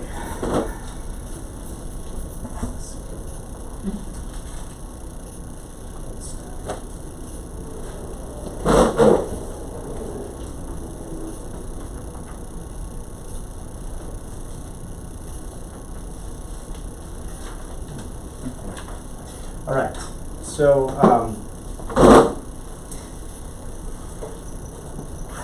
as was mentioned in the survey, communication is key. And we're trying to get it right. This is an issue that is still in flux. And it's currently that way, but we are making some very good progress towards getting our heads totally around this issue. Our charter recognizes the Board of Trustees, it recognizes the School Site Council, and it recognizes the GPA as the official organizations of GICS. And to improve communication between those groups, our board president created an executive council that I'm representing the site council. GPA is there with their co-presidents, and the president of the board is representing the board. And it's with the leaders of those groups to discuss issues pertaining to the school, and so that we can proceed in a proactive mode moving forward. The Executive Council will in turn maintain communications with the various committees that have been developed over the years.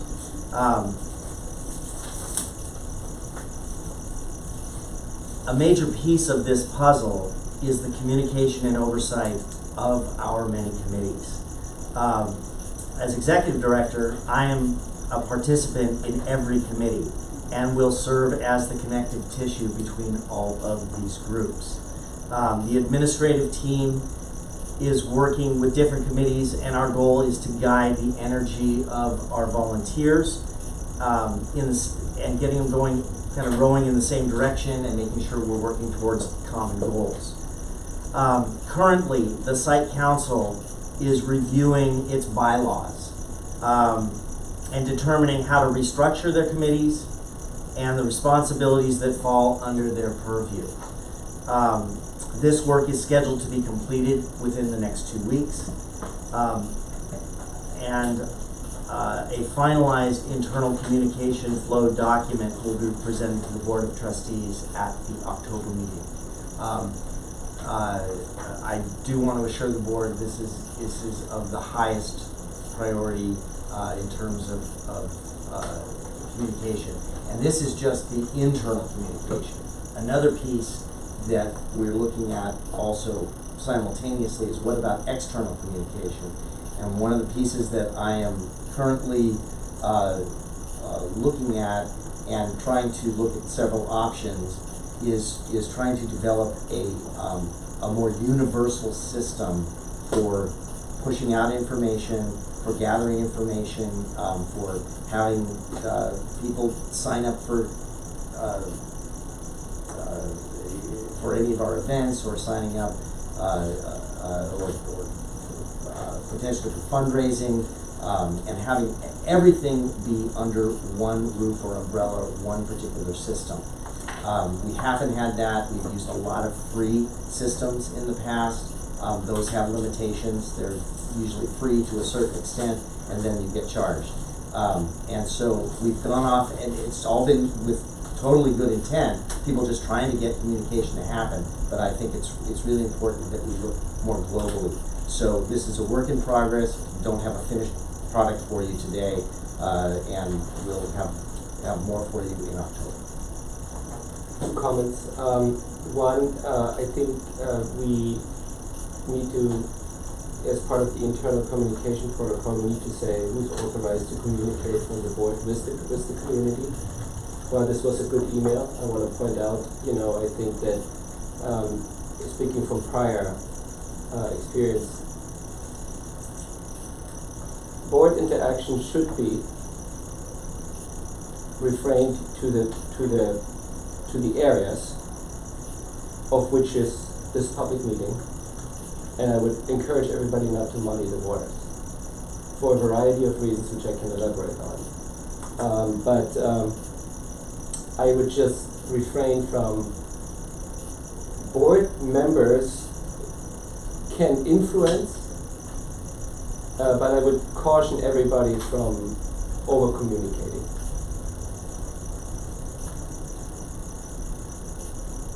Okay, so Just I think you're pointing out the email that I had sent as board president, just so everyone is clear. Yeah. My intention is to send at most 2 emails a year.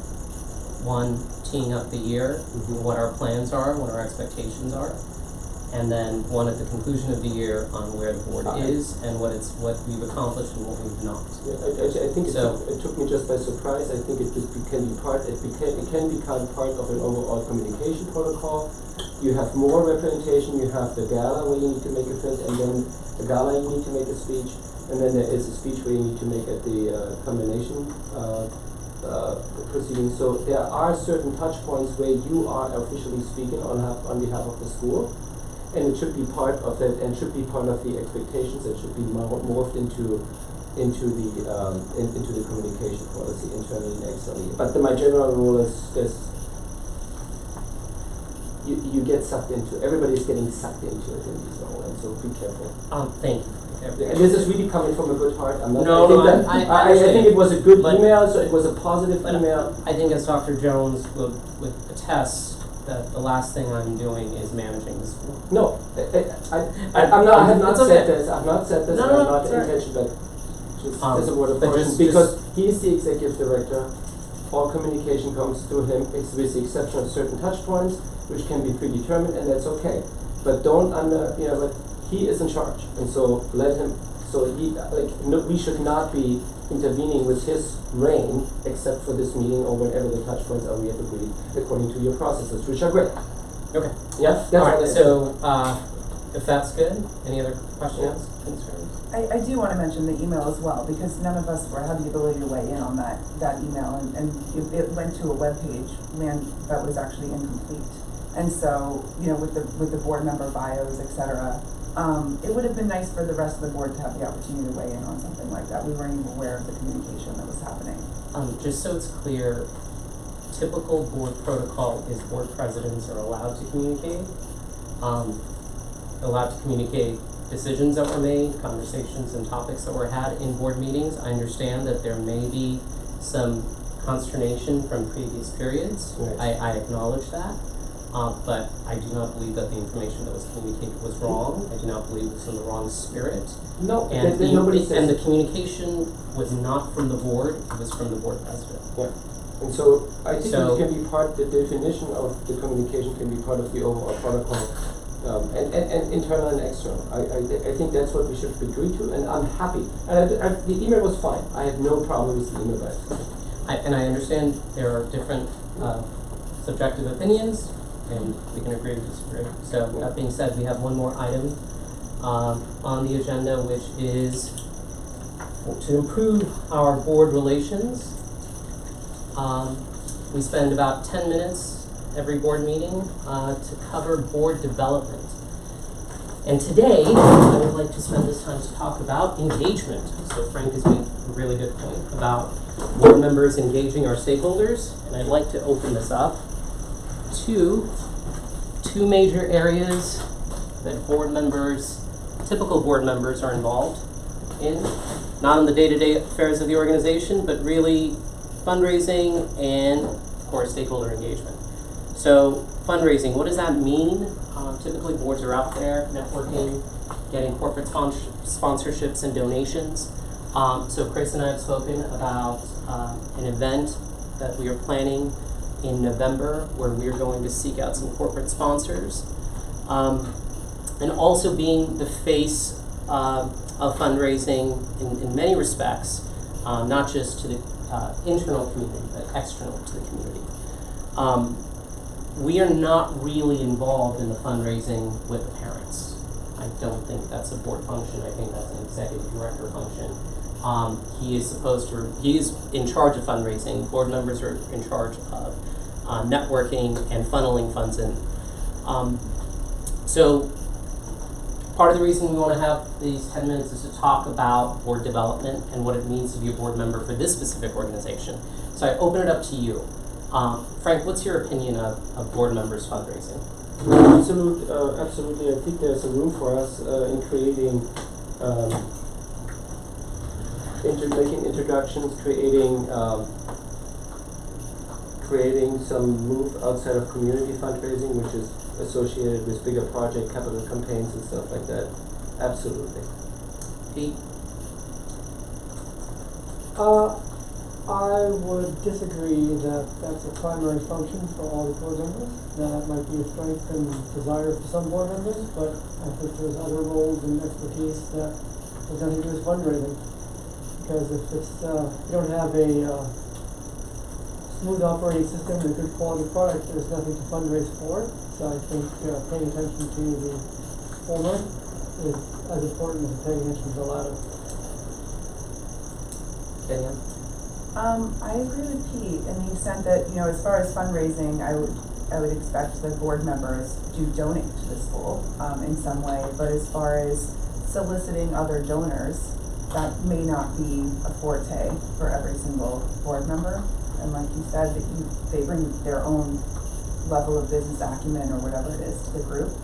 Certainly there could be a way to help, you know, drive that, but as far as it being a specific goal that each board member needs to meet, that seems a little bit. And I'm not talking about adding on another role and responsibility under our hat, but it's more about engagement and how we look at engagement from where we are sitting. So I agree with you. Last year I was one of those board members that said, why am I fundraising? I should be used for my operational background or financial background. But to the example of Red Hook Capital and the $20 million grant that Charter got, that was through board members working with LAUSD as well. So I think that's a consideration we need to put on the back of our mind. Something else to consider is last year I was also intrigued by the fact that board members were attending the parent dinners or parent events to raise funds. Is that something that we do, that we should do? No. What about if it's for your grade level? Then I'm not attending as a board member, I'm attending as a parent. Okay. Stakeholder engagement. How do we engage our students and our teachers and our parents? One of the things that Chris and I have spoken about is getting board members to be at more events. Also getting board members to participate in tours where we can not monitor, we can observe the curriculum. People can get a face to the name and potentially learn a little bit more about the organization. What do we think about stakeholder engagement? No. Did you say no? No, clearly no. I think there's a pre-described role for this where you need to have a certain independence of making a solid process. You shouldn't be getting involved today in the daily operations. Stakeholder engagement only. Not in the daily operations. No. Okay. It doesn't matter. Stay away from it as much as you possibly can. I think unless it's a pre-described sitting meeting where there's protocols, where there is a protocol and everybody knows what's going on, I would refrain from board members. I would not recommend for board members to be either to parents or students. I think if there's organizational knowledge which can be passed on, it can be passed on to osmosis, but it can be committee work, right? There's board committees, but keep the lines, don't blur them. This is governance. What about forums for board members? Forums? Forums. If it is a pre-described standing meeting, that is fine. Not a board meeting. Ad hoc. No ad hoc meetings. Just, I also think if you meet with the executive director, make it annually. Make it not annually, make it monthly, make it standing, make it bi-weekly. Just have a standing meeting. Hang on, so that's all this. This is students, teachers, stakeholders, administration. So typically in charter school boards and actually school boards, board members go to school events. They are proponents for the organization. You can. They are not, sorry? You can, yes. You can't, yes. I'm saying you're voicing an opinion that you don't see that as your role. But many board members, that is part of their role, is to be a champion of the organization, to be, at events, to shake hands with parents and teachers, say hi to students, to have not in-depth knowledge of operations of the organization, not to participate in that, but to have some sort of tangible connection to the organization. You don't think that's of value? I think I mean a perfect event was the 10-year anniversary ribbon cutting. I think that's permissible. I think it's permissible to attend an end of back to school day just to get an opinion, but but when you go there, people will approach you. What do you think about this? People trying to get your ear.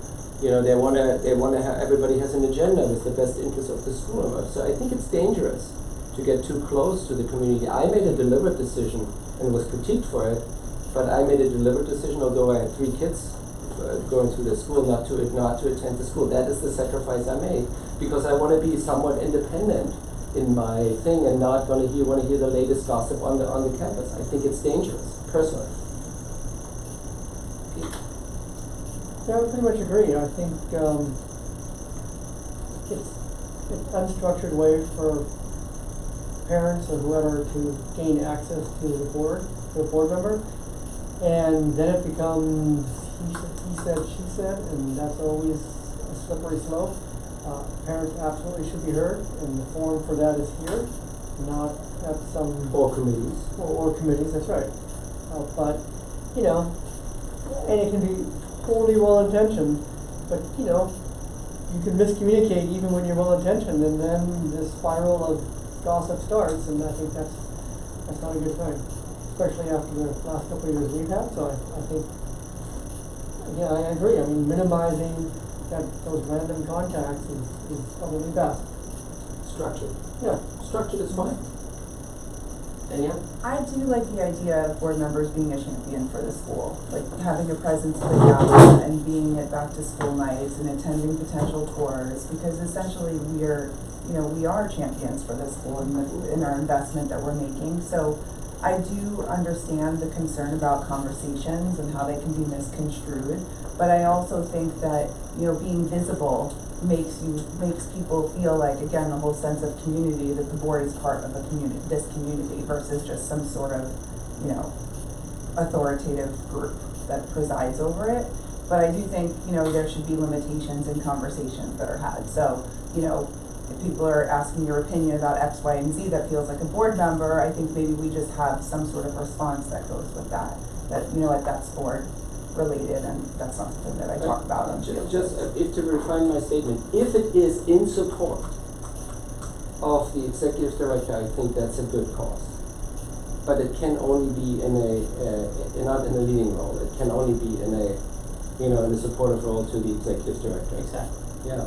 And so because he's the face, he's the authority, he was granted the authority, he's responsible, he's being measured for it. And I don't want to, I think it's his responsibility. His job. Can I weigh in?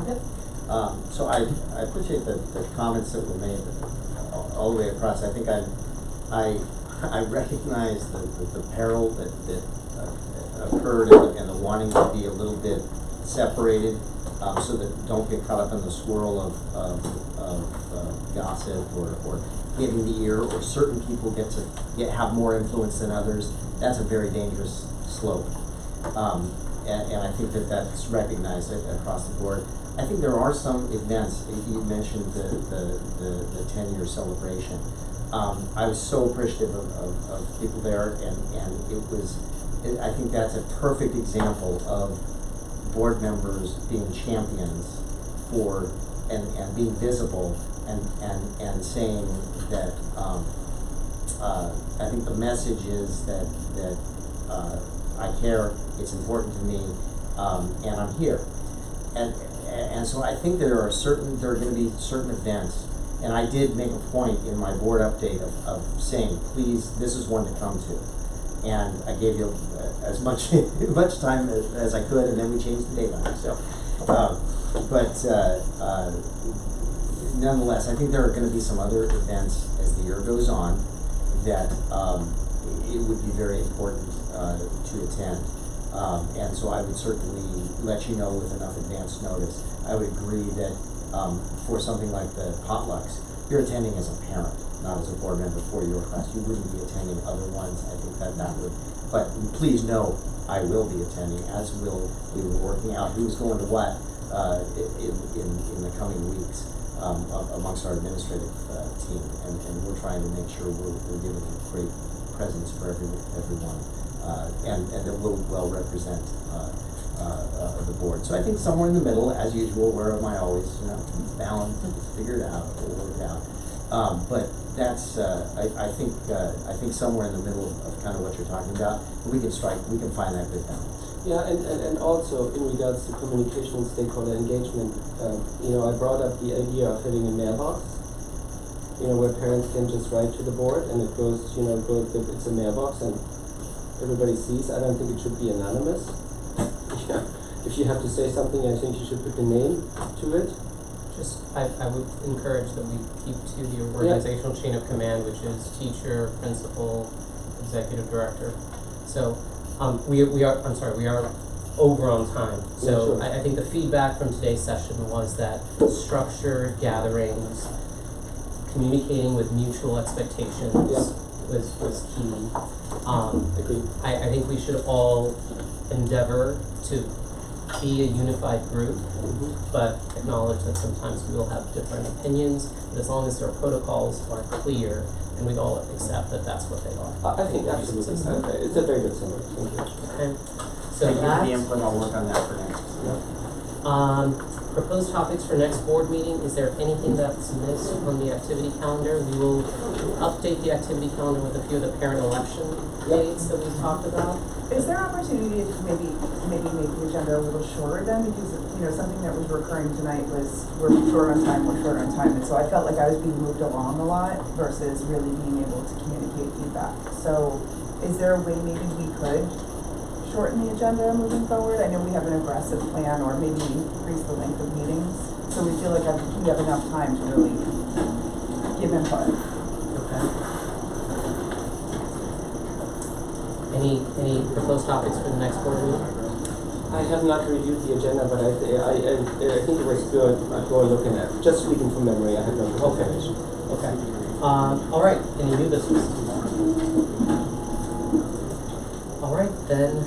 I'm sorry, everyone. We are 25 minutes over. Meeting is called at 8:24 p.m.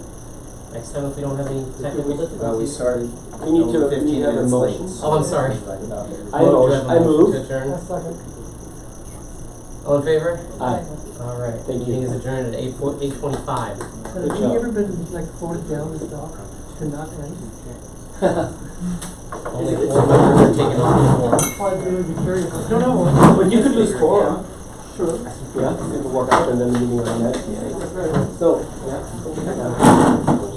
Next thing I'll go and get to. Frank, you wanna take this home with you? We have no more time.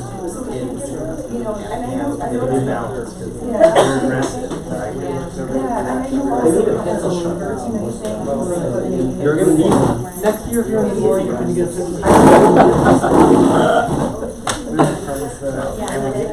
Good job. I'm sorry, I went over.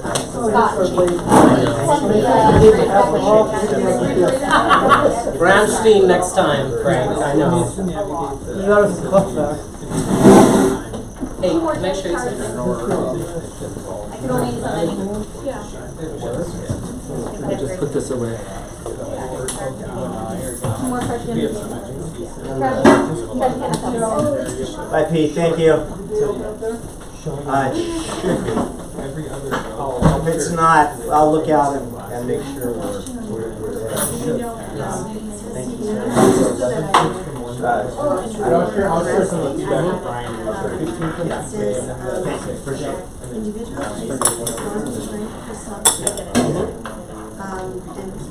Oh, okay.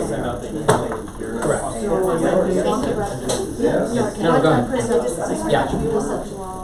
Yeah, but, And then it's gonna yes, but it's, yeah, but not more than the minutes.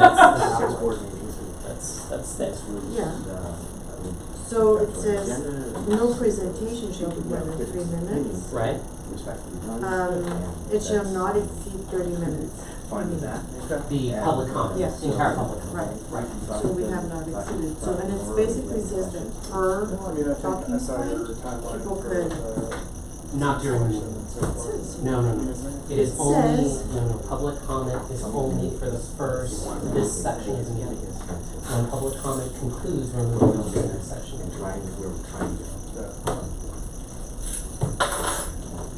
And by the way, that's not my it says process. it, yeah, but I think we should, I'm not. No, I understand. I'm just Yeah. saying, since we're talking about communication. Is this on or off it now? says individuals desiring to address the board at any time throughout the meeting are encouraged to sign in.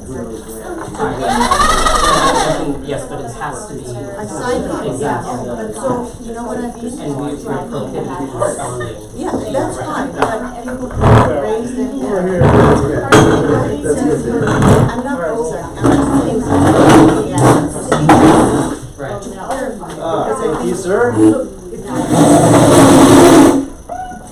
Individuals can, desiring to address the board at any time throughout the meeting, any time throughout the meeting, are encouraged. Interpretation is that if you are going to make a comment. I either do it tonight or tomorrow During public comment.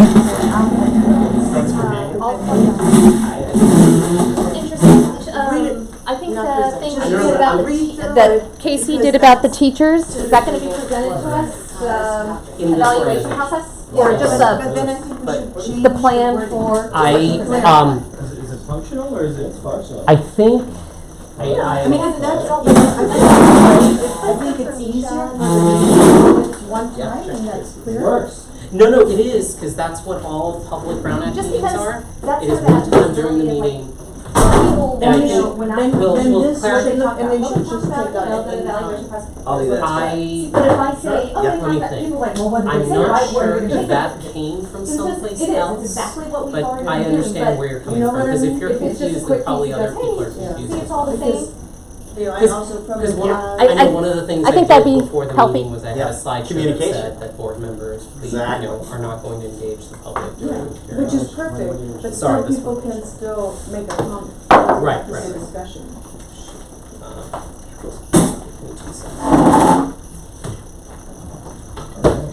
Turn it on. Great. Does this go up on the right? Yeah, just throw it on the inside, so when we eat lunch, we can